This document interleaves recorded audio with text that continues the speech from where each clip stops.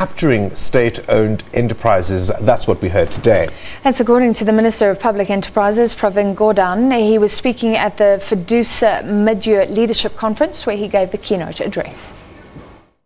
Public Enterprises Minister Pravin Gordhan says government is in the process of recapturing state-owned enterprises. This is in an effort to restore their sustainability so they can support the economy. SOEs such as Eskom, SAA, Denel have been embroiled in state capture allegations, which has left them in a dire financial state following alleged financial misconduct. Gordhan has said that SOEs can no longer rely on government bailouts.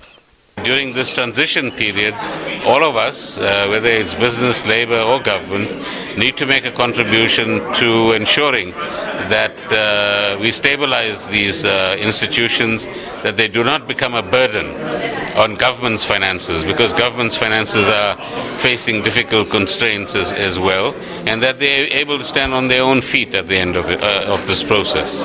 Government has changed the boards of SOEs in an attempt to recapture these institutions. Gordhan says the new leadership at SOEs has started forensic investigations to hold those who were involved in alleged corruption accountable, adding that it is important to retrieve the money that was stolen from the people of South Africa. You've had one consulting firm paying back some 700 million rands to Eskom, for example. Now, like that, there are other firms that have offered services and been paid extraordinary amounts of money, or offered no services and still made hundreds of millions of rands from government institutions. We want that money back.